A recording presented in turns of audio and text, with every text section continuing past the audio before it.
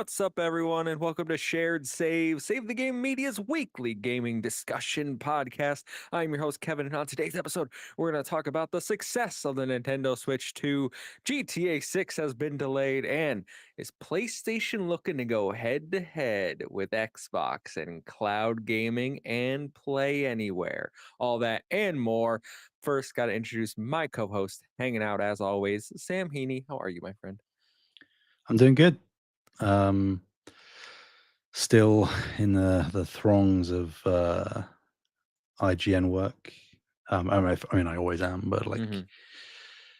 on the tail end, admittedly, of this thing. But I can't see the forest for the trees at the minute. There's no light at the end of the tunnel. I know it's there, but I've just got the blinders on, like 5 feet in front of me. So stumbling towards the finish line, and hopefully that Mm-hmm. means that maybe I squeeze one more thing in before Hmm. we break for holiday. Not sure. What? What is there anything coming out of note? There's some like Nintendo's releasing a bunch. Metroid Prime 4 is coming out. Yeah, but Kirby nobody Air cares about Ride. those games, right? That is just factually inaccurate. Nintendo Um, is I'm like trying an to think if there's. antiquated thing, right? Yeah, it's a yeah. Yeah. Interesting phrasing. I'm trying to think if there's any games coming out that you would like. Nissa in the chat says Winterboro, which is a nice cozy game. Mm, That I've heard positive things about. Shout out to everyone hanging out with us. Captain Logan, I see you. Nissa, Silkinit, Sam Hall. Shout out everyone. Um, yeah, I don't. We'll have to look at the release calendar. It's funny because I feel like you and I have looked at the release calendar and like picked out like games, like, oh, I want to play that and that, and then it's like you just forget because you get yeah. bombarded, and it's like, oh my god, that like, did you know where Wind Meet or whatever is coming out this week or next week or something? No, I didn't. That just sort of popped up out of nowhere, didn't it? So, Like I don't think that's a game for me, but I remember seeing it at like multiple state of plays. I'm pretty sure, and it's mhm, like I feel like it's coming out and no one cares. yeah. Yeah, it's weird. It did seem like it was going to be one of those games that PlayStation would give a big marketing push to, and I guess in some ways they have compared to other things, but beyond that, it's sort of coming out to a bit of a whimper. So maybe it's not gonna be good. I don't know. Yeah, I have no idea, but there's I think so. I'm looking at like there's only really like 4 games for the rest of the year that I would like to play if Mm, I had it my way. So the rest of the time will be like finding backlog stuff that I haven't yeah. got to or whatever. But like this, there's plenty of stuff. I know 1,000 X Resist just dropped on consoles. That's been on my backlog forever. So we'll make our way through all these games eventually. Yeah. How are you though? How are you doing? I'm doing well. As I was talking, it's freezing currently in New York. We have very high wind right now. So, like, the temperature isn't too, it's like 40, but then the wind chill brings it down probably another 15, 20 degrees. Quite Mm, cold over here. But, I'm getting through. It's supposed to warm up this weekend. Um, yeah, just getting by. I went to work this week and people were like, "Oh, you going to this meeting?" I'm like, "What meeting?" And they're like, "Oh, yeah, we got like a training." So I like go and they're like, "What are you doing here? You didn't like click the meeting invite." I was like, "Oh, well, I wasn't supposed to be in the country, but like, can I come anyway?" Like I don't really have anything else to do right now. So it's just a funny thing of me just being at work and like everyone expected me not to be there, but now I am. So it's like, what do I do? yeah. Yeah. Yeah. Yeah. Oh well. Captain Lucas is going to send you some snow. I don't know if my area, but parts of New York are expected to get snow in the next few days. So it's Maybe you could all definitely just like possible. manifest it to come over here because we were talking before the show started. We don't really get snow in this part of the country. So if you could just like magically make it happen, that would be quite Snow nice. sucks. I mean, it does, but for somebody who doesn't get it, it would be quite novel. So actually having a white Hmm. Christmas for once would be quite nice. I remember a few years ago, it was Christmas Eve and it was 70 degrees. And I was outside, like in Mm, the sunshine, like playing soccer. And then, like, it's just like like a spring day. Thought yeah, the world was ending. But maybe it is. Why don't we get to some housekeeping because we do have quite a bit of news to talk about this week. This is Shared Save. We are live Thursday right here on youtube.com/save the game media. If you can't catch us live, what's every Sunday on your favorite audio platform of choice, while over there, please drop us those reviews. It does help us. If you want to support us even further and get early audio access to all of our content and exclusive bonus shows, head over to patreon.com/save the game media. Choose the tier that's right for you, like our current supporters. So thank you to Sam Hall, Alpaca Tom, Rick Davis, Silkenit, Dave Harp, David Hotright, Lillian, Marcus O'Neill, Brendan Myers, aka The Winter Gamer, Nikolai at Night, Fabulous Brianna, Brandon, and Black Wyver. Thank you all for your support. We appreciate each and every one of you. Sam, I gotta know, what have you been playing this last week since we last spoke, buddy? Not as much as I usually do. I'm usually pretty eclectic, and I Hmm. guess my choices, my games this week are still rather eclectic. Um, Obviously, goes without saying, I'm still playing Outer Worlds 2. I've crossed the 100-hour threshold with that game. Still haven't finished it. I want Um, everyone to know 2 weeks ago, he said, I think I'm about to wrap up my coverage. yeah, that's how it always goes, though, isn't it? You know, I'm like, hey, it feels like I'm kind of done, and then wham. Yeah, yeah. Um, my opinion hasn't really changed. It's sort of like it's fine, but I feel like I've played it before, and that's not inherently a bad thing. But Hmm. like I just, as I said last week, I've kind of just lost interest in it. Nothing's really hooking me per se. The gameplay is fine enough, even pretty good in some areas, but and obviously the choice and consequence is better. But yeah, I do want it to be done as soon as possible, preferably. But who knows? I'll probably still be here playing it next week as well, and the week after that, and the week. I'm gonna be honest. I working for IGN, Mhm. writing guides sounds cool. Other times sounds miserable. Like I Yeah, cannot imagine playing the Outer Worlds 2 this way and coming out with a positive experience of it. Like just the mundanity of it, right? yeah, Yeah. yeah. It is a it's a real uh, lottery sort of. You have to be assigned the right game. You have Hmm. to get the right area of coverage within that game, and you have to preferably get it as early as possible so that you aren't sort of like, I mean, not that, again, like the game's already out and I'm not under time pressure necessarily. I do have obviously exigent circumstances this time around, which they have been very gracious of. Um, but yeah, it's the dice rolls don't always work out in your favor. So you kind of have to have the nerve to be like, yeah, this one's probably gonna suck. Not necessarily the game, but like the process of covering it. Hmm. So yeah, powering through Outer Worlds 2. Um, Well, what else you playing? interesting to hear they're not doing Outer Worlds 3, by the way, you know?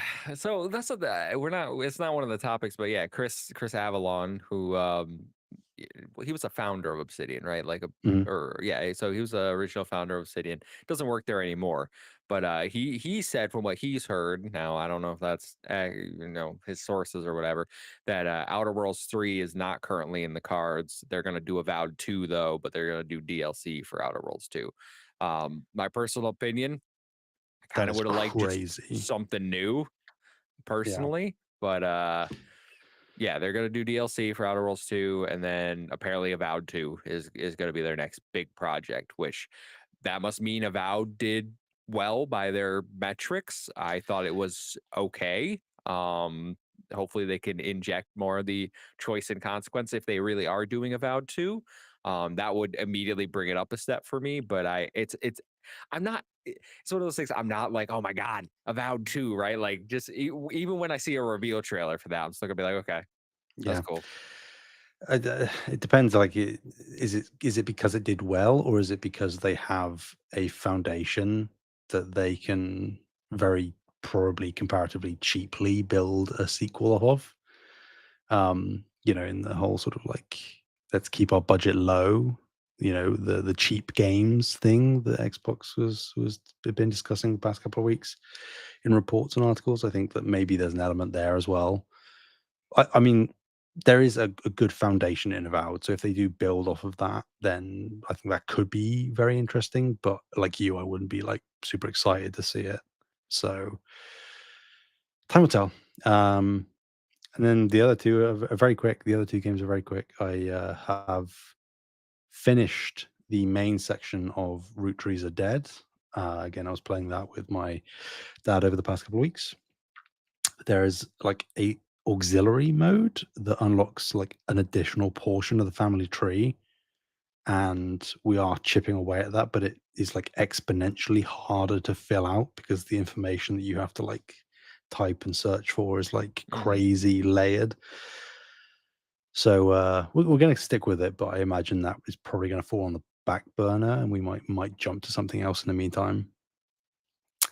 And then the other thing, you mentioned it. I did. I haven't played much of it.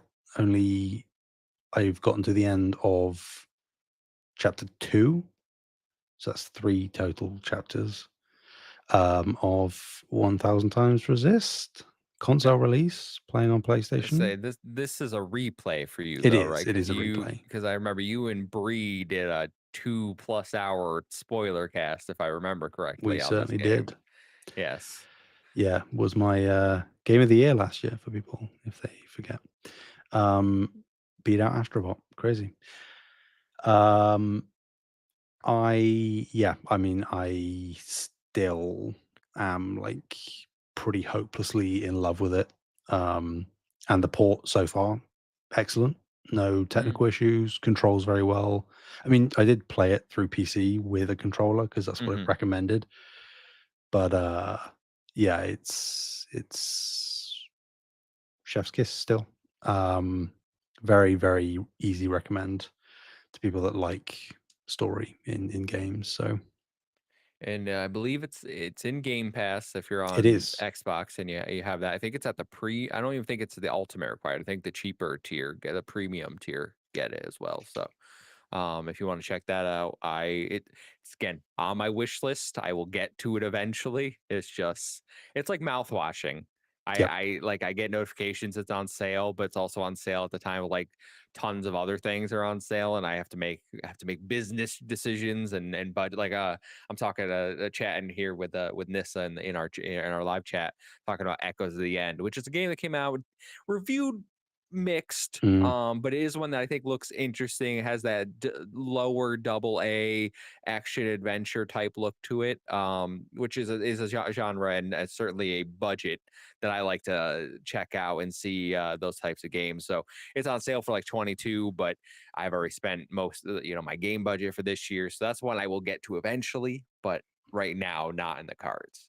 yeah, that's fair enough. It'll be there when you want it, I'm sure it will and be. you'll be But ready to experience peak.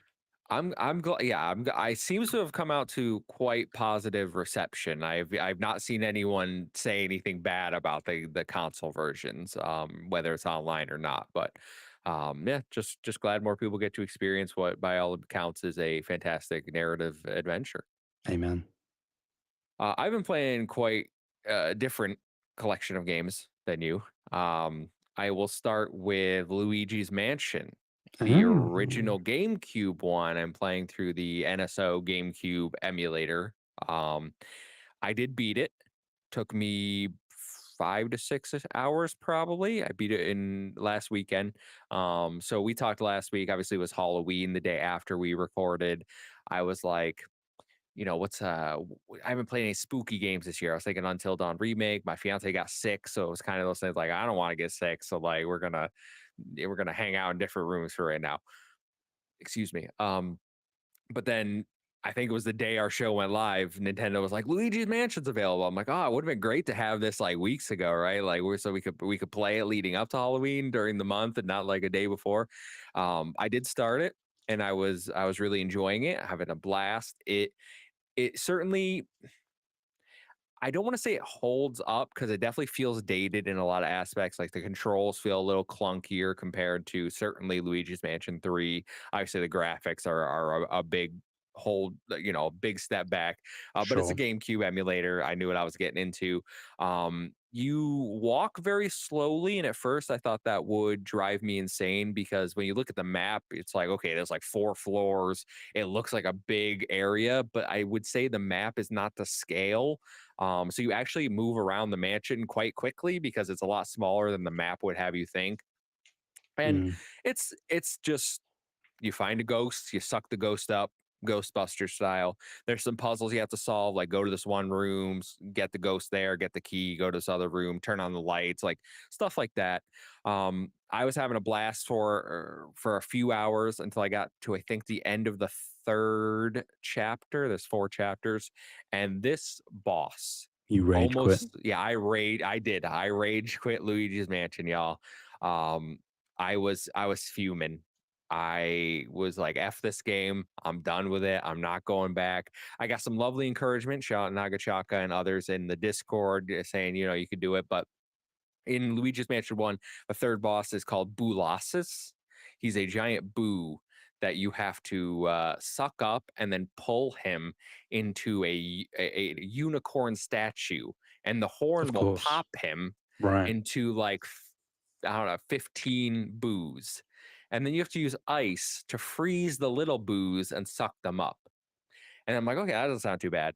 But after the first round of that, you can't look at the boos to freeze them. You have to stand facing away from them and let them get really close to you and then like kind of surprise and then like freeze them by spinning.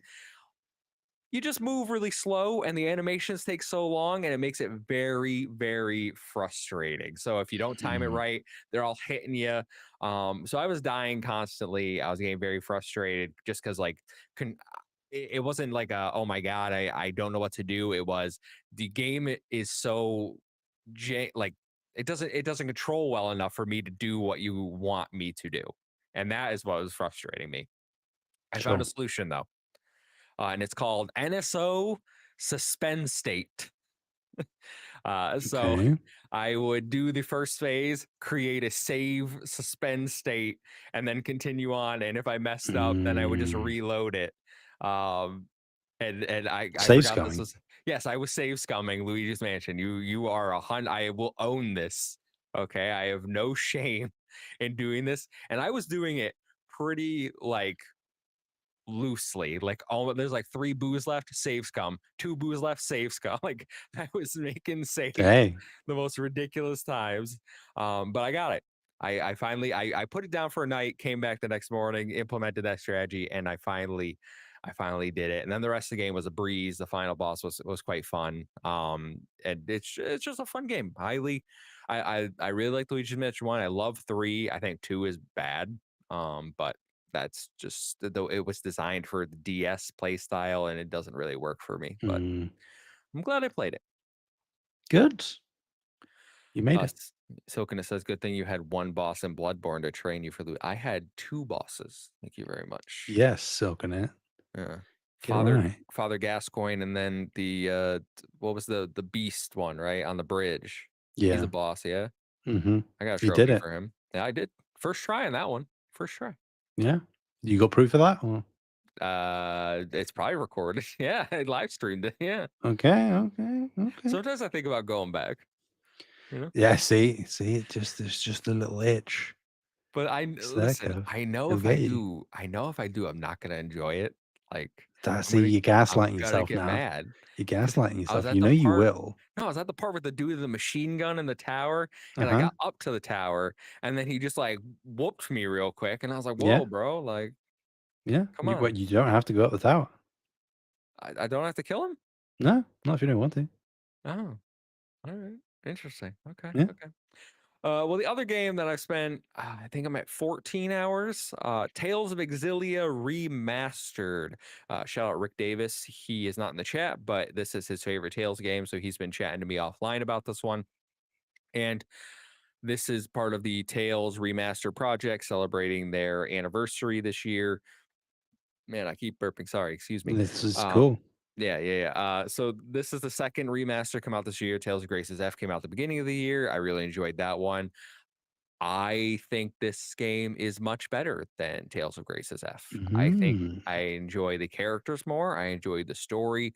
I enjoy the combat system more. This takes it back to the Xbox 360 era combat, which this is a PS3 game, so that makes sense. Where you you just have like you can free run and it's more combo string based, which a lot of Tales games are, but they have different types of combat systems. And if you're a Tales fan, you know what I'm talking about. Just the movement and the tech and the string of combos feels different. So this is probably my preferred Tales of style. And I Mm. just never experienced it because it was on the PS3, and I didn't have two jobs to afford a PS3. You know what I'm saying?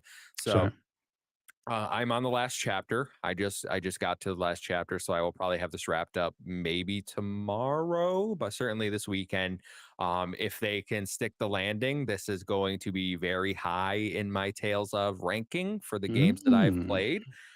Just because I really think there's a lot of emotional depth and complexity to a lot of these characters. It's not very like it has some JRPG tropes, but the characters are more, I would say, they have more depth to them than a lot of the JRPG stylings that you're probably used to or think of. So I'm really enjoying it. Can't wait to finish it. And unfortunately, it doesn't look like it's selling very well. At least in Mm. Japan, it's like the worst selling Tales remaster by a long margin. So that might have something to do with Dragon Quest coming out, which Japan goes crazy for. But I don't know. If everyone can go support Tales if you appreciate it, my favorite series. I would like more of them, please. So thank you. Do that for me. Heard it here first. Yeah.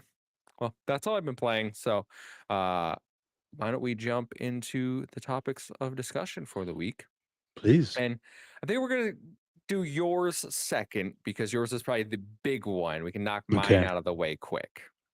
So my topics this week. All right, I just added one because I feel like we have to discuss it.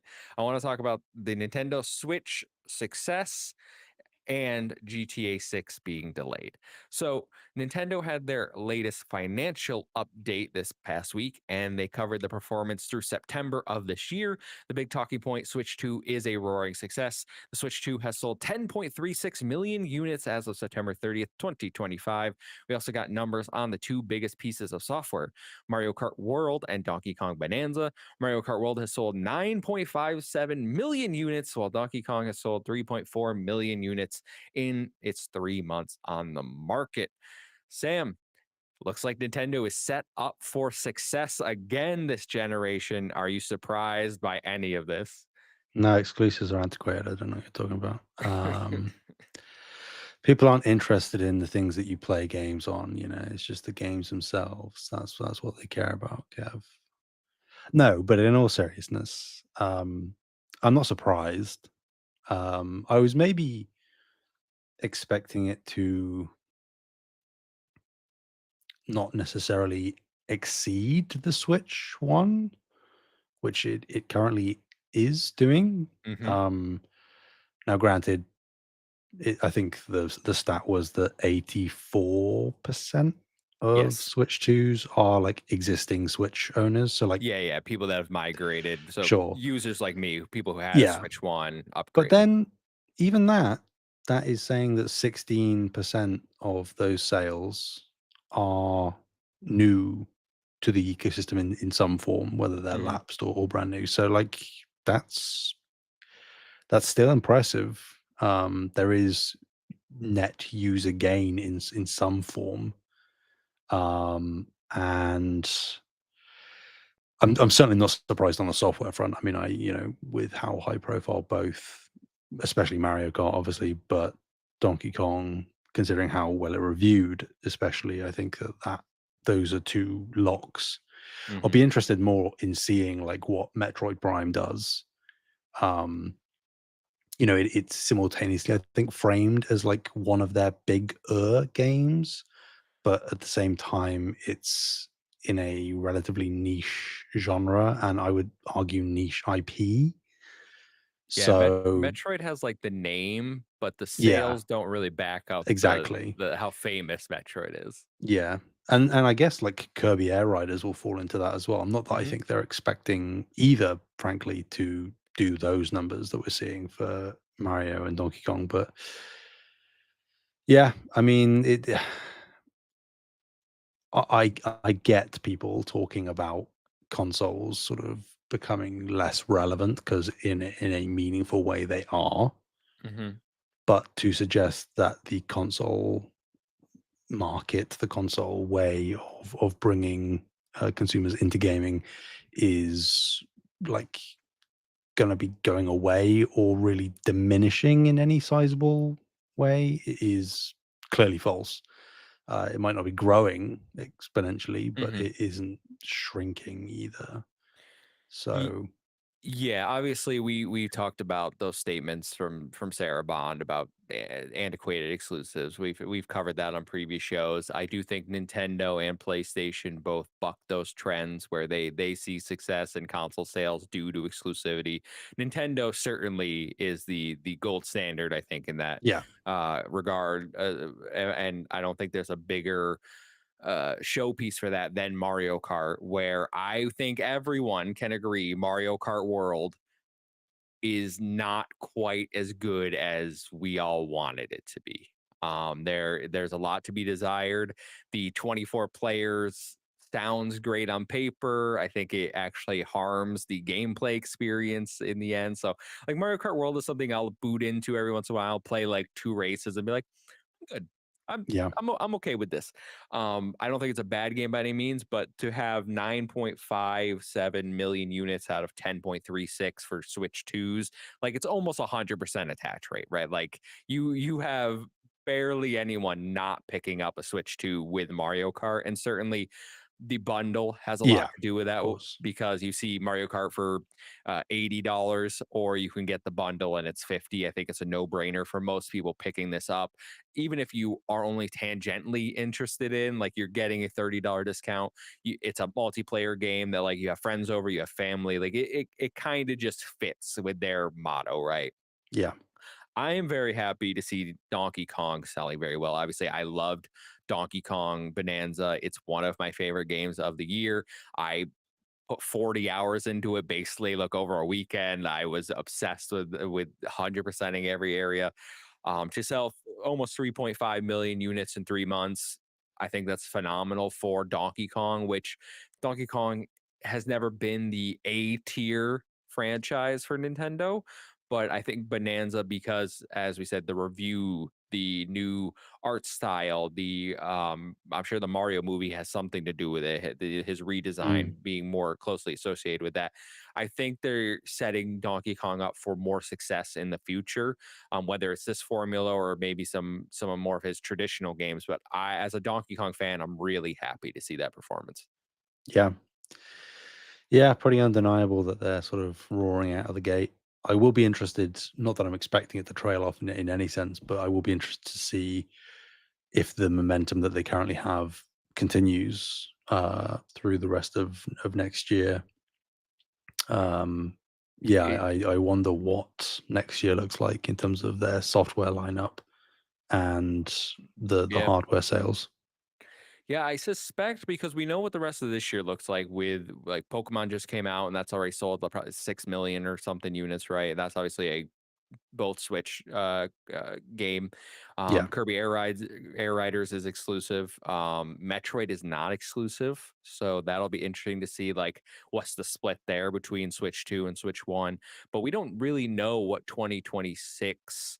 We have a few like Yoshi is coming out, right? We know that's on that the weird docket. Ditto game. Yeah, oh, that weird ditto. Yeah, yeah. So we know a few things, but I don't think we know their big hitters. Certainly, I hope we don't know their big hitters for next year. We have Mario Tennis, Yoshi, and the weird ditto game for sure. But I think Nintendo is confident, and I think they'll reveal more because they up their projections from what 15 to 19 million for next year, which would put it at almost 30 million units in 2 years, not even, which I think is a absolutely phenomenal Yeah, achievement. So I'm really excited to see what the future of Switch 2 looks like. yeah, yeah. It's looking pretty bright currently. Put it that way. How do we get you on one? How do you get me on one? Um, I know I was kind of a rhetorical question, but genuinely, like, yeah, what no, could I they mean, possibly it's an announce? interesting thought process. Hmm, You don't know. hmm. That's okay. You know what could do it? And I wouldn't expect them to do this, and it would also the games would probably be multi-plat because they're not like exclusive Nintendo IP. But actually, I do have an answer. Is it Silkenits? No, no, No. I couldn't care less about Dustbloods. Oh, okay. Um, in the same way that I don't care about Night Rain, like multiplayer FromSoft, I'm just not. I've never been up for any of the PvPs. There's like no. And but something that could, and it is a Nintendo exclusive. If there is a one coming out soon, I think Professor Layton. Yes, next year. If that comes out and is like rave reviews, I would actually consider. That's interesting. Of all the games, Professor Layton. Yeah, I mean, I love Professor Layton back on the Oh, DS and stuff. you So know what I just thought? We actually do. I think Fire Emblem is probably Nintendo's big game for next year because that's already announced. mm, yeah, So maybe we do know 2026. Like for the I'm sure they'll have other things in there. They always do. I mean, But do you think there's Mario next year? I want to say yes, but my head tells me no. When's the movie coming out April. of next year? Yeah. Jesus, that fast. Wow. Yeah, we should be getting a trailer for it any day now, probably. I mean, then maybe, like not necessarily release around the same time. Obviously, that would be kind of crazy, but like synergize towards the end of the. But then you got, I know, but GTA isn't on No? Switch, so No. to compete with GTA in the fall, we don't have GTA. But guess what? We do have a brand new 3D Mario. Is is GTA 5 on Switch? That's a good question. I Because if have not, I can absolutely no see a idea. Switch 2 version of GTA 5 coming because it's obviously not getting GTA 6. Like No, let's be clear about that. But like no, I can see, yeah, hey, here's GTA 5. We're gonna sell 20 more million units of that, right? yeah, Yeah. maybe, maybe.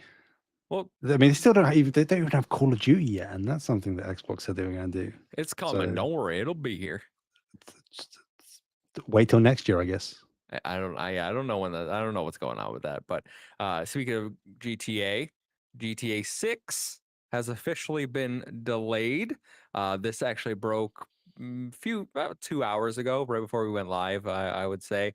So Rockstar had their financial report today, and they have delayed GTA 6 from May 26, 2026 to November 19th, 2026, a 6-month delay.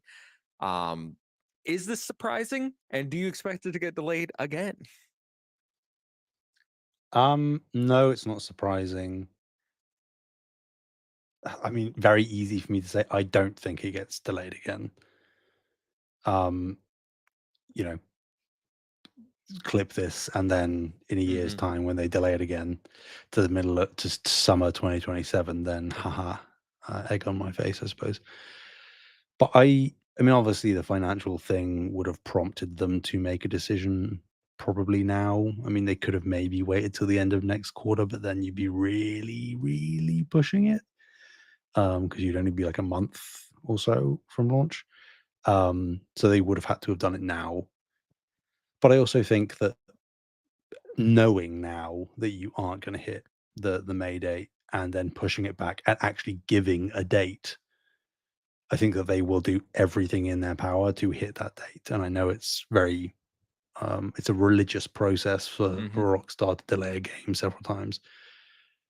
But no, I think it will hit. And I think I am of the mind that November does feel better for GTA Are than you are May. you confident enough to pick it in our next fantasy critic? Yeah, I think so. Oh, okay. I All right. think So you so. you really do believe. I don't know if it's just like, oh, It it's wouldn't be a getting. first round pick. it's getting meme worthy at this point. Like, obviously, GTA 6 was a first round pick for myself and Jam Pack Sam. What we did it this year Hmm. for our fantasy critic, and look how that turned out for us. Yep. Not even done with this year; it's already been delayed twice. But eh, I'm feeling uneasy about it, and I don't know if that's just because of the history. Like at this point, it's been so long. It's gonna be 13 years, right, since GTA 5 came out. I think when this game finally releases, so it's just got a bit of a meme potential, of a meme reputation at this point, where it's like, oh, we got I saw people, oh, we got a new mayor of New York City before before GTA. So like just random stuff. Like everyone's just throwing whatever they want into before we got GTA 6. It's just a I don't know. I'm not excited for GTA 6. GTA has never No. done anything for me as a franchise, but I just wonder like how much longer can they hold off on putting this game out? Like, is it strictly due to polishing? Because if they knew they needed that much time, like why even set the May date in the first place? Like I feel like they've set themselves. They could have not said anything. They didn't have to say 2025. They could have just kept silent. And now it's been two delays, a year away plus at this point from when it was supposed to be out. Um, I obviously like give them whatever time they need, but I just feel like they messaging could have been better here. Yeah. I mean, I think we are reaching the point, arguably you already have, where I know Strauss came out and said, like, when we said a date in the past, we did mean it. Like, and I would be inclined to believe him. I know that's very easy to throw out as like an excuse, but I would believe them. I don't think Rockstar as a company or Take Two are really that disingenuous, especially with something as important to them as GTA. But I would say that I think that's why I'm relatively confident that it won't get delayed again, because I think if they weren't like essentially 100% sure it was going to hit that date, I think we've reached the threshold where they probably would have been better off just not giving a date and being like, it's been delayed out of May. And you might have said like late 2026 if you wanted to, but we've had a few delays already, and I think that to not, I mean, it's going to sell regardless of how many times you delay it. Oh yeah, I think analysts are predicting like 20 million pre-orders when it finally Yeah. like goes up. So like they could delay it 7 times and it would still be the best selling game of the year whenever it comes out. But I think just for the sake of perception optics, I think them setting a new date that is as far out as it is what gives me confidence that they are going to be very, very, very hesitant to delay it again. Does this not throw into chaos a bunch of publishers' It plans certainly though? Like, does. and obviously the one I immediately jumped to is Xbox, where we talked just Can't catch a break. was it last week when we talked about Halo? When yeah, it Yeah. was last week when we were talking about the Halo campaign evolved, and said on the show they should aim for the November anniversary day, get the 25 years, and now I'm like they should stay away from that date at all costs. And we don't know when Xbox is expecting to release any of their projects, right? Like we have Fable, we have Gears, Forza, and Halo all expected next year. No quarters, no windows, just years, right? We know 2026.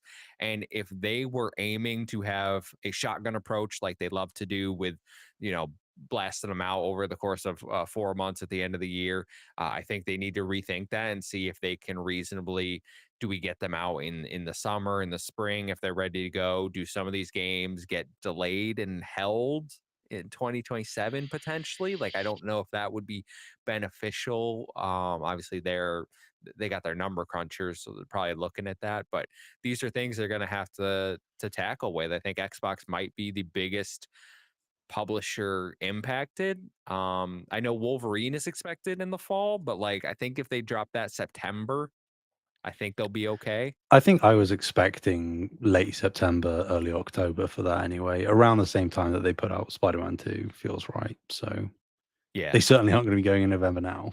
Call of Duty is usually November. Does that impact? Because I feel like there's probably a lot of overlap between people that play GTA and people that play Call of Duty. That's true. So does Call of Duty get moved up? Yeah, like How late October maybe. Yeah, there's a lot of questions that are gonna have to be answered for this publisher schedule if GTA 6 sticks to that date. Yeah. Well, and that's the thing as well, like, if it doesn't stick to that date, we'd learn about it, what, sort of around the same time, so, like, 4, 5 months in Yeah, advance, like in May. at which point It's already too most late. plans are already set, and it's like, and I also think, like, the problem with Xbox specifically, because you mentioned it, they're such a big publisher now that their pipe is already kind of clogged. So, like, okay, so let's say theoretically Horizon 6 hits next year, and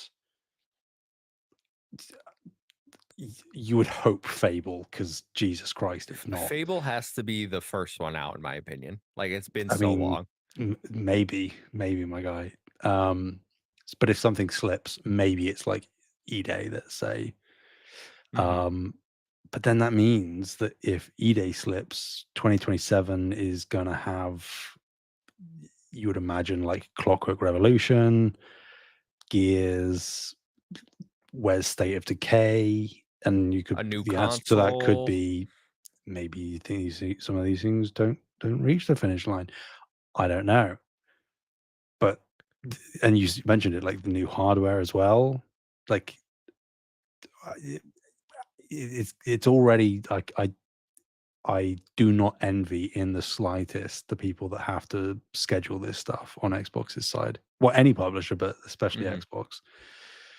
So, and again, Phil, God bless him, but there is now another quote that is a ticking time bomb. Next year, to celebrate the 25 years of Xbox, you're going to get a new Forza, a new Halo, Fable, and Gears. If Hmm. that doesn't happen on an anniversary year, oh, Yeah, I don't know. I don't know if that would be like it'll suck, but it won't be like I don't think that would be the most catastrophic thing I that's mex ever happened. sure, It's sure, actually like but it's just in the it's like terms of another negative tiny little things that have cut. happened this generation, that's pretty Yeah, low on the bar for me. Yeah, yeah. certainly. But yeah, Fable's got to be first up, and then I don't need Gear. No, Gears is probably the least likely for me to hit next year because we've seen the least amount of it.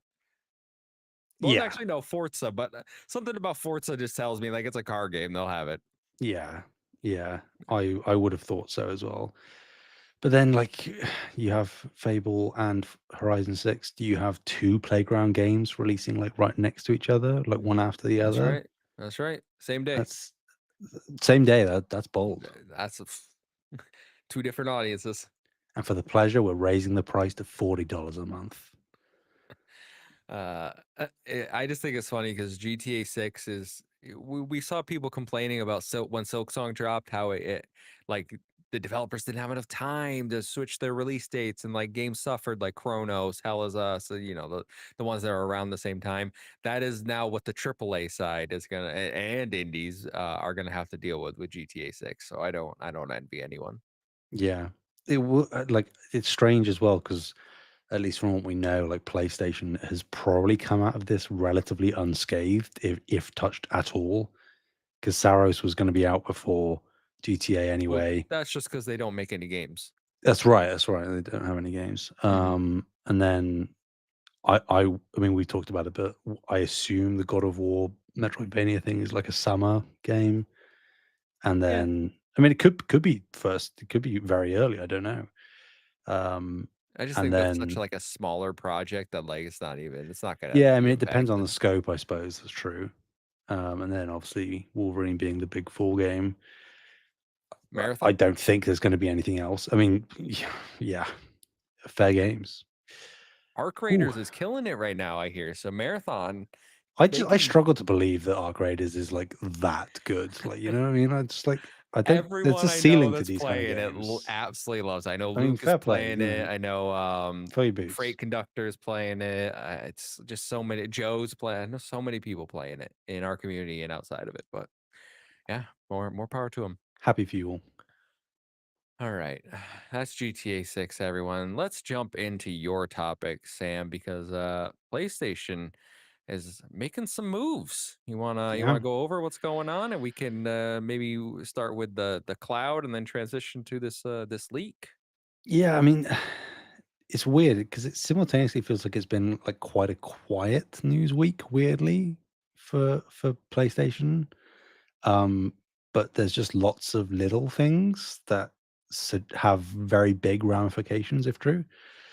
So, uh, for people that didn't know, the PlayStation Portal remote play device, it now has cloud streaming capabilities. So for PlayStation Plus Premium members, you now have access to select digital games from your owned games library, and a wide berth of games from the catalog that you can stream directly to the handheld. You don't need a PlayStation 5 to do so. So that's a big boost in usability and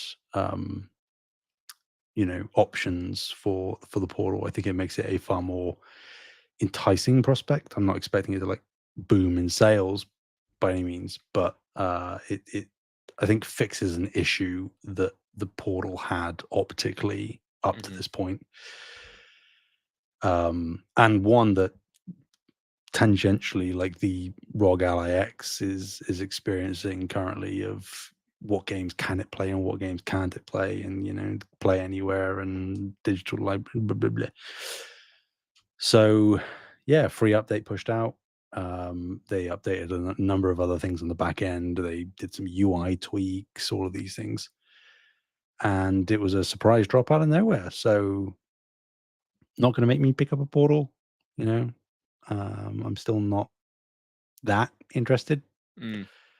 but it is inevitably, undoubtedly made it a far more alluring prospect, I think, for a number of people that don't mind cloud streaming.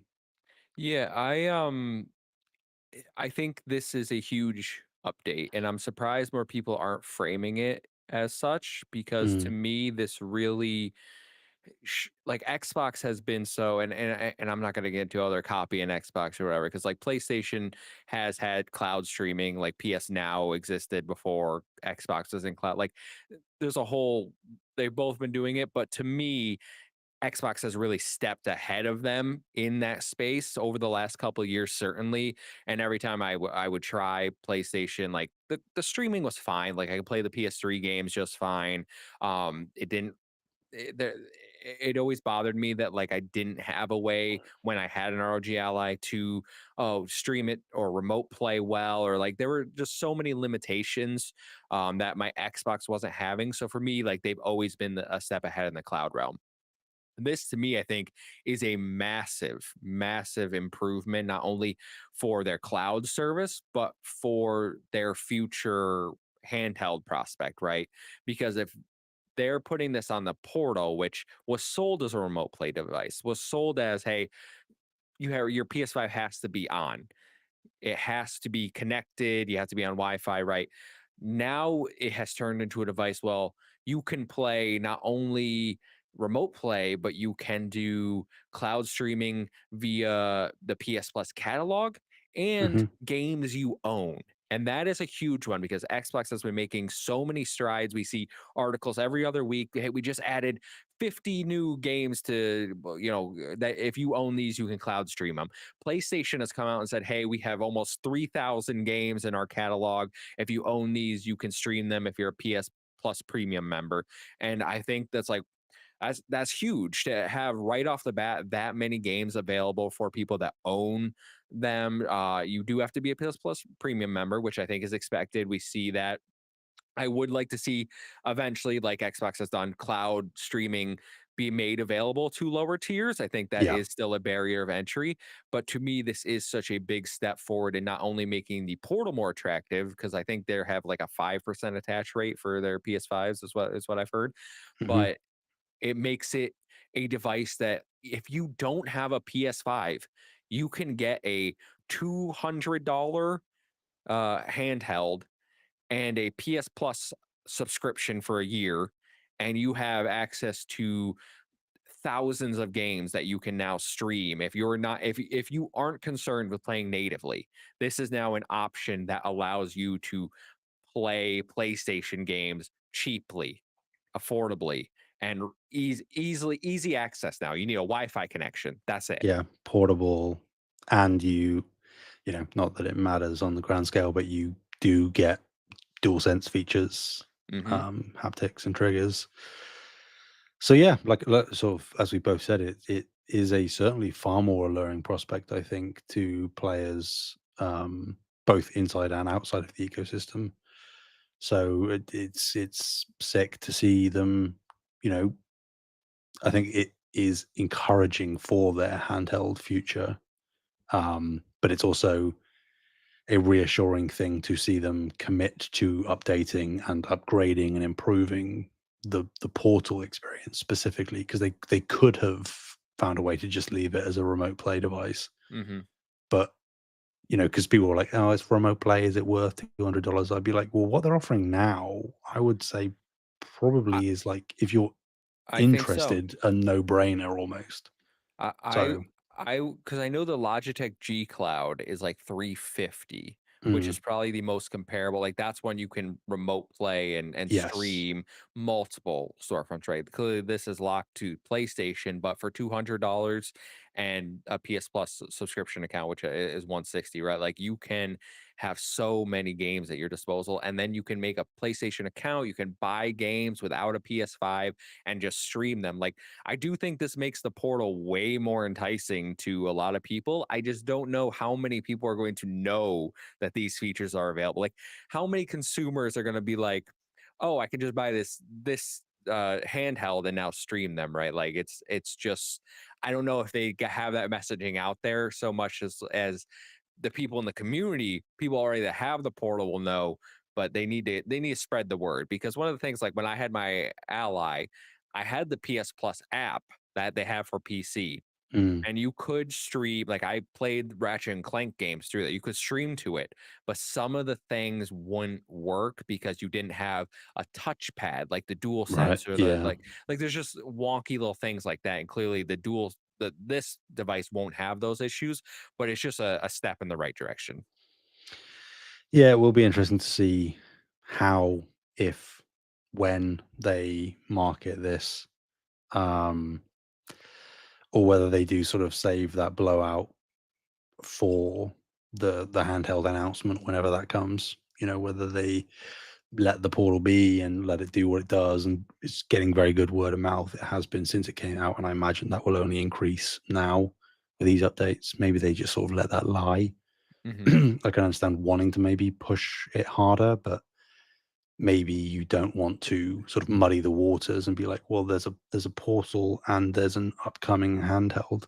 Like, for the people that don't know about the portal already, maybe it is better to just wait and let them find out about a handheld PlayStation device It with the full blown thing. if it was me, I would be seeing if you can drop the price $50 and include a 3-month trial of Yep. PS Plus Premium and really get some sort of marketing out there about this is our cloud streaming device. You don't need a PS, like really push that angle, push the price point because I think that would attract people in this economy, people that maybe have younger kids that are into their Nintendo Switch. This would be a good introduction to PlayStation without getting a $600 $700 console.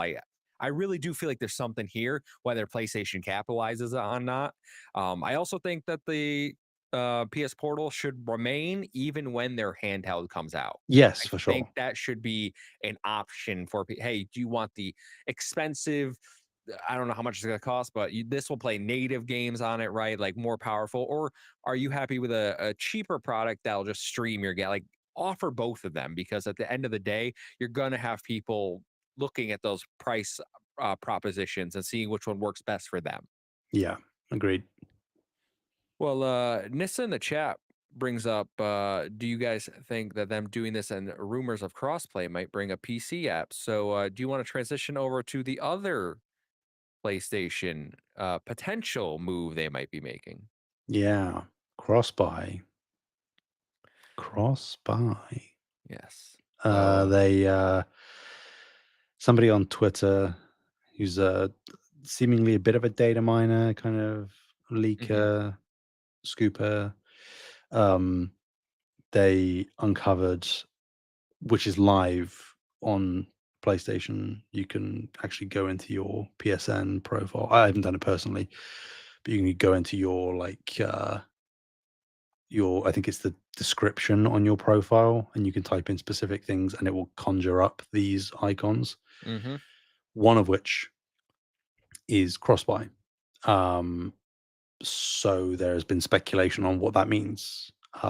Does that mean cross buy between PS5 and whatever this handheld is? But then the assumption that we're all sort of working on is that it will just run PS5 games as is. hmm So you wouldn't need a separate SKU of it. So why would you need cross buy entitlement kind of thing? And then you're like, well, is it cross buy PlayStation 5 PC? Interesting. But then how would that work?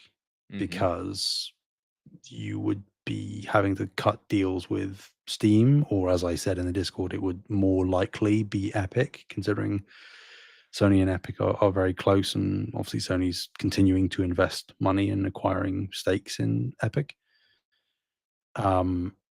Or, as Nissa said, does this mean we are getting a PlayStation PC launcher app store? Um, I think that that is the most likely of the three, but where are you? So it's interesting because I saw this rumor pop up, and my first thought was, that seems, Stretch. yeah, it seems way too good to be true.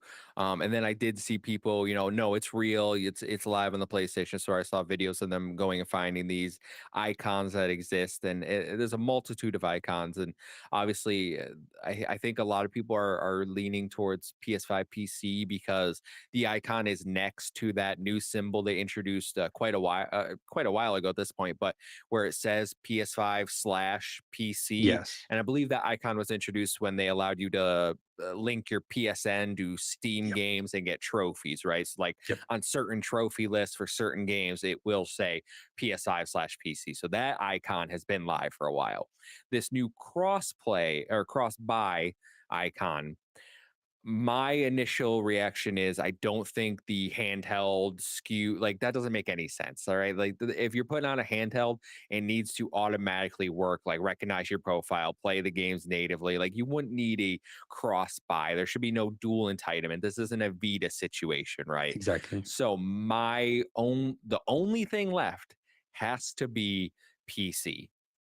And that for me gets interesting because I see Nissa in there and I see other people.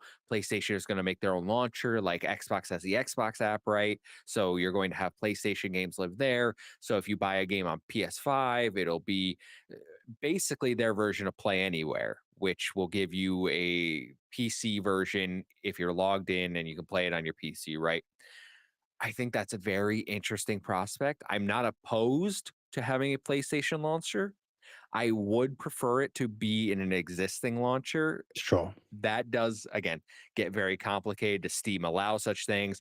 Do developers and publishers want that? Because one thing I brought up is because I've seen wild takes of, oh my God, we're going to be able to play our entire PS5 libraries on PC soon. And I'm like, you are all dreaming. All right. Because this is going to be probably like it's obviously a new program that would be starting up, so you have to get publishers on board. But like, look at Play Anywhere on the Xbox side, right? first party is Play Anywhere, and then you have third parties adopting it for some of their games, some more often than other. Like Sega has a lot of games in there, but they don't do certain games like Shinobi. You have Square doing it for some games and not other games. Like you have very inconsistent Play Anywhere deals going on. I expect the same exact treatment on the cross buy situation for PlayStation if it is not limited to PlayStation first party. I think PlayStation first party should be guaranteed cross buy, in my opinion, if they are going to introduce this program. But their third party, the how many? Because then that requires developers to make a PlayStation launcher version of that. Because this is where it gets complicated, right? Because the Xbox app doesn't have every game on Steam, right? Like, I think it was Kingdom Come Deliverance 2, right? It was people thought it was in Game Pass this week. It's not actually Game Pass. It's free to play days.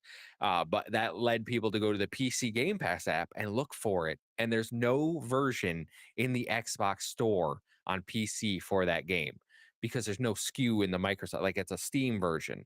So that just requires a lot of more work on developers and publishers, which leads me to be like, can they work something out with Steam? Can they work something out with Epic where these versions already exist in those storefronts? Do they give them more money? Like it just gets so complicated that I'm like, I think ultimately it probably will be a PlayStation launcher. I think that will upset a lot of people. Um, and I also wonder if that, and I'm gonna throw it back to you, does this signal a shift in their strategy for PC games if this turns out to be true? Because does cross buy work if it's not a day and date product?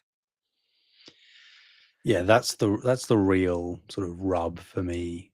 Um, so I think no matter what your like hypothetical of what this looks like is, there is mess currently because we just uh, I don't see any way in the same way that like Play Anywhere on Xbox is a bit of a mess if we're honest. Like it's great and very pro consumer, but it is a bit of a mess and unpredictable and unreliable in terms of what support it does and doesn't get.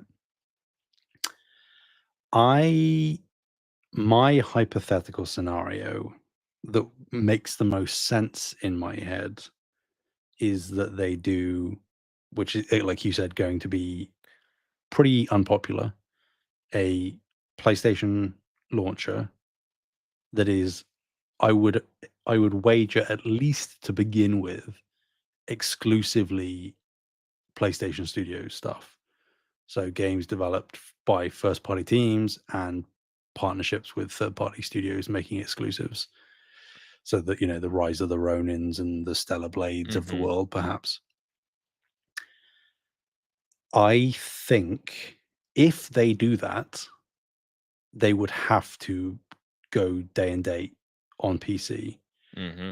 But I think that the way that PlayStation would caveat that, which again would also be unpopular, is that they would then, um, at least to me, what would make most sense with how PlayStation traditionally have worked, they would probably want at least a degree of exclusivity on that launcher. Okay. So I think they would still come to Steam But at a in the later same date. way that they come to Steam already, Interesting. but that they would incentivize you with the cross-buy compatibility embedded in this PC PlayStation launcher. Whereas if you buy it through the PC PlayStation launcher, you not only get it release date, but you also do get the entitlement to play it on PS5 or Portal now as well, because you would own it digitally. Hmm. I think that's the thing that would make the most sense. Now, obviously, there are a lot of hurdles that they would have to jump to make that work because I don't think that the infrastructure is in place, even within first party studios, to support day and date PC ports. But maybe that is something that they've been cooking up in the back end. I mean, obviously, we've said that like certain games on Steam now have PlayStation overlays that you can pull up that have trophy support. Hmm. So it's clearly something they've been sort of tinkering with around the edges for a good while.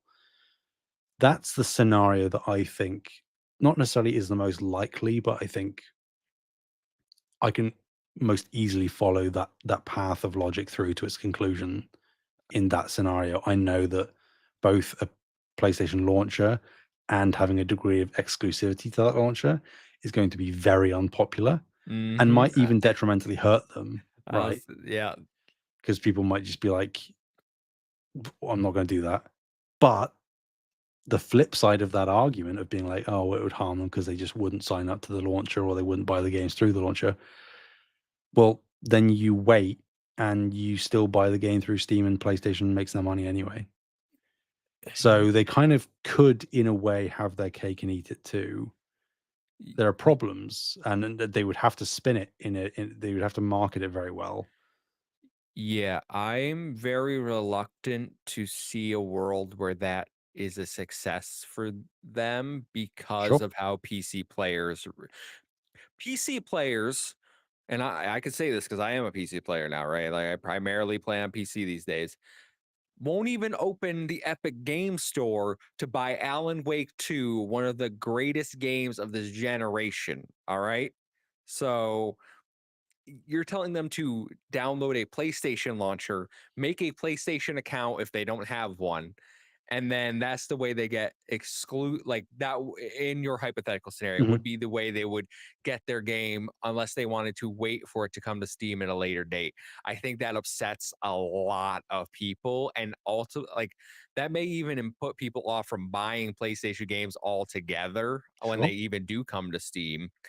My thought process I just had, right, was we're all sitting here assuming this cross buy tag means I buy God of War Ragnarok for $70, right? And that Mm. gives me a PC version, just like Play Anywhere. Okay. What if, and I have two thoughts. What if do think I would love it through Steam because they already have that integration, like your PSN linking and the trophies and stuff. I don't think that's realistic. So, what if PlayStation says, we'll give you a PC version for $10, $20 more? Do we think the cross buy tag will be a different SKU on the PlayStation store that you'll have to pay more money for?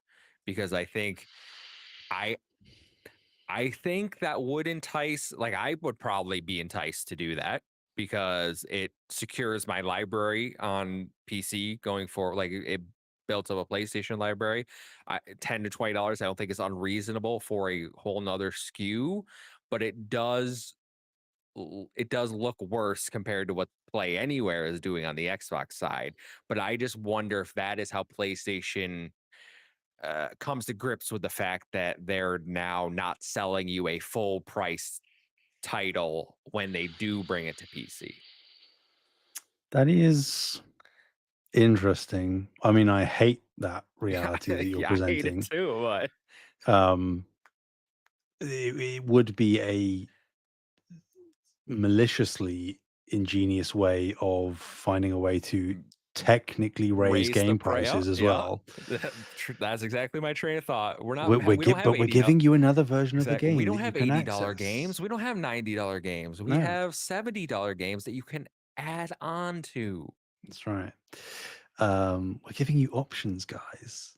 Um, yeah, I struggle to believe that that would happen purely from the sense of like, I mean, I guess the way that I'm explaining it would give them all the more reason to do it, but it would sort of messy the storefronts and display slightly, and having multiple SKUs would probably just be confusing to people that aren't officially clued in on why there's a version of the game that's, because I know there's like deluxe and premium editions of and stuff. So you could frame it in that way where it's just another version of that that you can purchase into.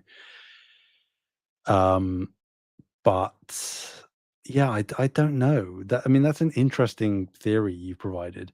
Is there also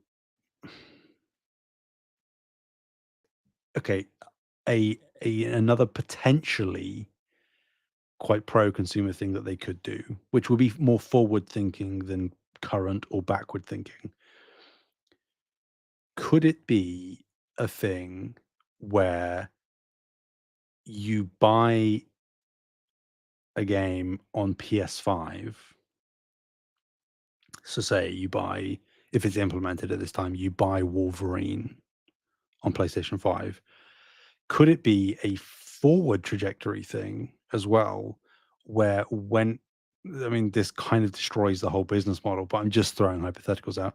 Could it also be a thing of like you buy it on PS5 and then it entitles you to the PlayStation 6 version of It's Wolverine? funny you're saying that because I was just reading Logan's comment, which I'm not entirely sure what you're referencing there, Logan. You mean like the PS4 version of the PS5 version on the PS5?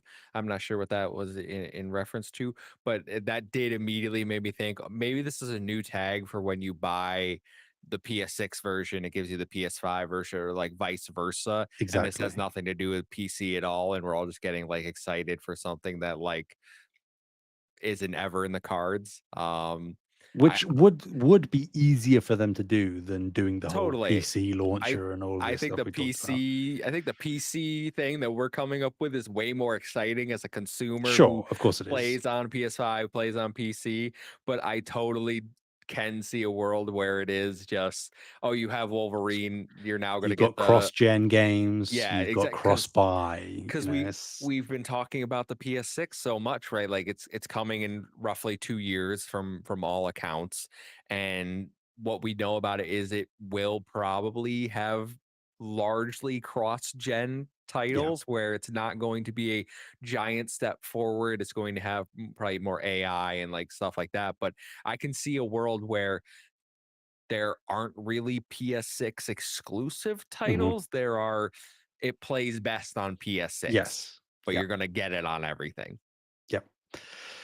So maybe that's a reality as well, that's a possibility. I must say, like, you know, it's very nebulous and sort of up in the air at the moment, but whatever it is, I'm very interested to find out Me in too. a positive way. 'Cause I think that even if it's, like, the worst of the options that we've conjured, it is an interesting move for PlayStation because they don't really do these kind of things very often. Um, and cross-buy, like, regardless of how you frame that, Mhm. I think that inevitably means there is probably a net positive for consumers. So, in the worst scenario we can conjure, it's probably still ultimately going to be a good thing. It just depends on how good and how many of your consumer base does this actually Mhm. benefit. You know, is it, if it is the PC launcher, is there a retroactiveness to it I where would hope so, like because like any PS5 games you've purchased digitally would automatically be unlocked on the PC launcher? You would hope, y right? I would hope because I have Rift Apart, which is on PC, I have Ragnarok, I have 2018, like, I have, I think, most of their first party titles that they've brought to PC. So if it does end up being a PC dual entitlement program, I would hope retroactively they reward me for buying those games early and give me the PC versions as well. Yeah, agreed. That would make sense, but you know, a lot of businesses these days they aren't making logical moves or what appears as logical moves to us. So time will tell. When a question like before, sort of rounding out, like when do you think we see this, assuming it is all legit and it That's comes to fruition? When do well, you see whatever this is? well, clearly it's legit because they don't just put the icons, I right? mean, it could be just be a back end thing that they forgot to take out. You could see a firmware patch in like a couple of days going, "Whoop, sorry, you weren't meant to see that." Yeah, yeah. But I think we should operate under the assumption that it's a Yeah, real I'm thing. going to operate on the assumption that this is something they're planning. Um, I think it depends on what it actually is, because Yeah, if it's PC focused, I would hope in the next couple of months we hear something about that. If it's related to PS6, I think this could be sitting there a while until we hear anything very about true. yeah. So it's really all up in there. I think it all depends on what the program ultimately is. Yeah. I mean, you would hope if it is a PC thing, maybe they could figure something out so that it's sort of up and running before Saros, and like Saros could be the first game because I think Returnal did relatively well on PC. So maybe there's something you do there, or maybe you wait till Wolverine if it's a next year thing because that is a bigger boom, I guess technically. Yeah, I I don't know. mean, Wolverine launching day and date on PC, I think would be a big deal. I mean, that's precisely my point. Um, but yeah, I don't know because it is so vague. Mhm. And because PlayStation haven't done anything, I mean, obviously they've done cross-buy before, but in a very specific context of like PS3 and Vita, it's like that's not what we're looking at here. I Yeah, mean, again, worst case scenario, it's something about the handheld, and the handheld does need different SKUs of games, in which that'd be case, so weird. oh dear, Yeah, that's um, that that's would not real be good. bad. They didn't learn anything. So it's something else, and that's like, wow, we're really in uncharted territory. So exciting times. Mhm. And I threw it in, but I would just want to very quickly bring up that they have kicked off that new ad campaign. Very strange, just very strange. I like that it happens on PS5. They've done all the like real world things. That's cool. I like that stuff. But like, what are these adverts about? What's going on? I don't They're like, know if I am just getting old or if I just don't understand like current marketing strategies because I feel this way about most advertisements I see these days where I'm like, I, I don't know what we're going for here. Like I don't there's like you don't get that. I don't think this is legal in other countries, but we have like advertisements for drugs like yeah, we Ozempic and don't weight loss know. drugs, and they just have like jingles. They're like, oh, Ozempic. I'm like, how is this the world we're living in? So I'm like, who sat down at the marketing table and was like, you know what, we need a jingle for Wegovy. And like, what you got for me? Like, it's just so it kind of feels dystopian for that, but like it does come across in not just PlayStation ads where I'm like, I don't know what you're trying to convey to me here. Like, you filmed this almost like I don't want to say movie, but you filmed something that's like too fancy for video games almost. Yeah, I feel the same way for like the Xbox ads where it's like, okay, that was an ad for sure. Like you made something here, but like when you're going to space and everything, like that's what's I just feel very disconnected from a lot of the advertisements these days. And I never know, like, can we just show video? Can we just show the video games and be like, don't these look awesome when you want to come play on our console? Like, I really don't get what like people on the couch are like, oh, we're gonna show someone like in the desert on a caravan. I'm like, this doesn't translate for me, but yeah. I don't I know. mean, there's like some of the "It Happens on PS5" ads are like just featuring game footage, which is like that works for me. But then you have like, oh, you have deep sea trawlers hauling up some Lovecraftian thing, and then you have a woman in a truck that's speared on top of the Empire State Building, and then you have two guys trying to hitchhike that have just crashed a giant ship. Like, I I mean, if we're getting into like, oh, they teased Cassie Drake as this adventure in this live action Hmm. PlayStation ad years ago. If we're getting into that territory again, then that could be kind of cool. If like in a year's time, a few new PlayStation games have been revealed, and we're like, "Oh, that was a tease. That was like a hint at Corey Barlog's thing." But I'm like, just gonna be. I just don't think they're that. I no, just don't think they're that exactly, clever. because we haven't seen anything about Cassie Drake Uncharted. So, although I think that probably is ultimately going to happen, um, I think the one positive I will say, if you want to frame it as a positive, is that it is, I think, symbolic a little bit of the very, very, very strange adverts that like the PS2 used to get, where it was just like, I mean, even more nonsensical than this, where it's just weird, like David Lynch directed adverts for them. Again, like you said, dystopian, just weird, like ethereal nonsense. I think that there is I agree, it's not really gonna do a great job of selling the product, I don't think, or even conveying what the product is about, but you see ads all the time where it's just nonsense. It's like, "Oh, I'm advertising a perfume, but it's a minute and a half of a horse running in slow Yes. motion on a Yeah. beach." It's Yeah. like, Exactly. Which maybe is why I'm like, maybe I it don't get does it. work, maybe seeing this woman in a truck on top of the Empire State, they're like, "Oh, I do wanna buy a PlayStation 5, actually." I Meanwhile, don't the see how ads that's possible, the but the most effective ads for me are like I think especially in the early days of video games, it was like the Mario, Yoshi, and them like dancing through a yeah, field and then just like start beating each other up. I'm like, ah, yeah, let's go. And they're like sign me up. Crash Bandicoot going to the Nintendo headquarters and like calling them out on like that's what I'm here for. I want that kind of ads, right? Like, but I don't know. Everything has to be artistic. So one of the I reasons, know. like I think of like I'm gonna call it A24 films. Everyone Mm, familiar? They make horror movies, but they're really like art house films, and I just can't like you're up your own ass. All right, that's how I feel about a lot of commercials these days. I'm like you're just trying too hard. it's fair enough. Yeah.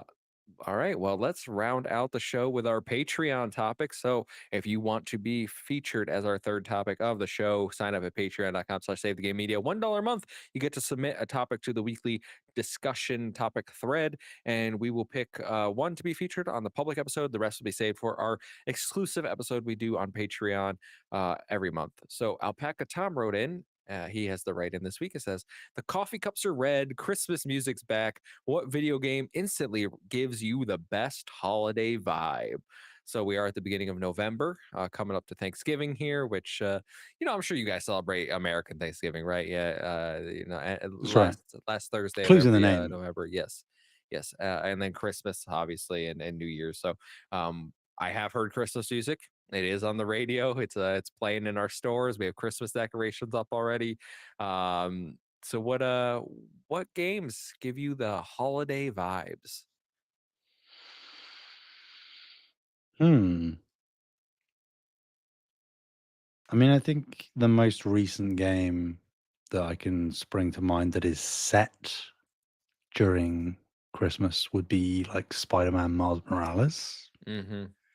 Um, but that's kind of boring. Like I like framing my answer around like what games are set during Christmas. I think I would rather tackle the question of like what games would I be most inclined to boot up over the Christmas period. Mhm. Um, and for me, I think it's really probably split between two, where I either will jump into because it's been just a thing that I have always gone back to since I was like 11, maybe. I don't know. Time is a flat circle. But Terraria, it's Mm. just it's a very cozy thing that I I've played Minecraft on and off, but it never really hooked me. Whereas Terraria like had proper progression and it had weird magic and like super weapons and bosses you killed. It's like that there is something alluring to me about going back to that during the holiday period when I've not got much going on and just sort of zoning out and falling back into an addiction with a game.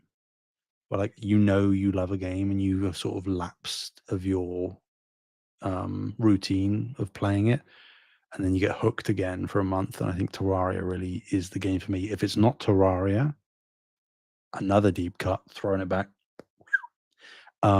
It's one of the early Total War games from Creative Assembly. Mm. So that would either be like Rome Total War or the GOAT Medieval 2 Total War. Totally. Um, Yeah. that's right. I I'm not a massive fan of like the Warhammer ones that they've done more recently, or even more of the like regular Total Wars where it's like Attila and it's Genghis Mhm. Khan or whatever the fuck.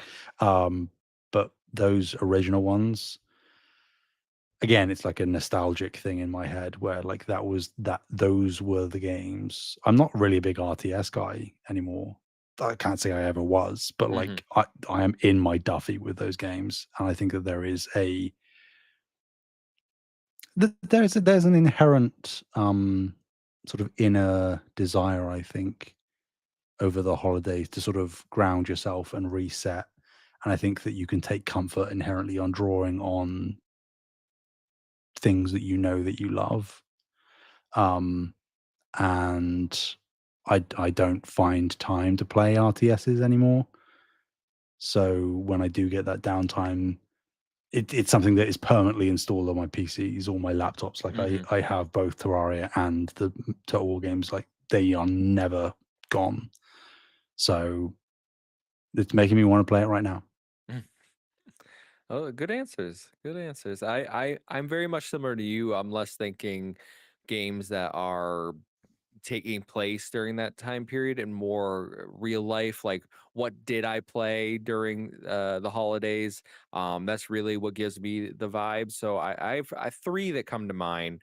One is Gears of War, actually, because Oh. I got my Xbox 360 and Gears of War for Christmas one year, and Kyle and I spent the whole day playing Gears of War 1, absolutely obsessed with it.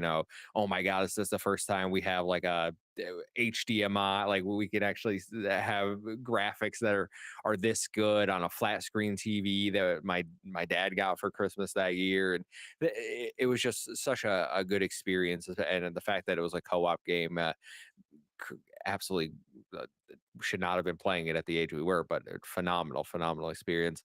Um, I think of Super Smash Brothers Melee, another game. I got my GameCube and got that for Christmas, and then proceeded to spend way too long playing like through the night, so much that like we unlocked Mewtwo the first night, which takes, I think you have to play it for like 24 hours straight or like 2,000 matches or something, like something ridiculous we Hmm. had to play. So we played a lot of Super Smash Brothers like nonstop for way too long. Absolutely love Smash, of course. And then my last one, I will say less Christmas, more just holiday in general, is Rock Band or like Guitar Oh, that's a Hero good that World, is a good shout. Yeah. because that is something like I remember getting Guitar Hero World out, and playing with like family during Yep. Thanksgiving, but also every year, my friend who lives in LA comes home and he has Rock Band. We get together and just like have a day of like playing Rock Band, eating food, hanging out. So it's just like those are the vibes. Rock Band is a get together and vibe kind of game for me, especially during the holidays. Yeah. And you bringing up like getting a console, I will shout out PS2 and I think I didn't actually play Ratchet 1 first. I think it was Up Your Arsenal that I played Hmm, first on PS2. the better one. Um, some say yes. I mean, I I just said that as if I disagree with that statement. Yeah. It's the worst of the original 3 for sure. So, yeah, but that is a core memory for me, certainly around the holidays getting the PS2. So, yeah, just I think I would reiterate, whatever it is, people listening, just take some time for yourself and go play something cozy. I mean, I'm seeing Silkanet and Yeah, Nissa Soaking It talking and about Nissa like love cozy games. Yeah, when to burrow Stardew. Like that's the sort of stuff you want. Nurture your souls, people. I'm sure Animal Crossing is big for a lot of people during the holidays. Just Mm, get up, cozy up on the couch, just do some I'm decorating. gonna go play some Manhunt. Oh wow, okay. Oh, yeah, that took a turn. I'm gonna play Saw the video game. That's right. That's right. I do want to play a game, in fact. Yes. All right. Jolly. Well, that will do it for this episode this week. I want to thank everyone for hanging out with us as always. Absolutely love the chat here. Sam, can you let everyone know where they can find you until next week, my friend? Yeah, people can find me anywhere and everywhere at Sam Heaney, Heaney. And you can find me at the Muffin Mon everywhere. It's a 1 and 7 I, O and 7 A. Follow us at Save the Game Media over on Blue Sky to stay up to date with all of our latest content. Until next time, we'll see you.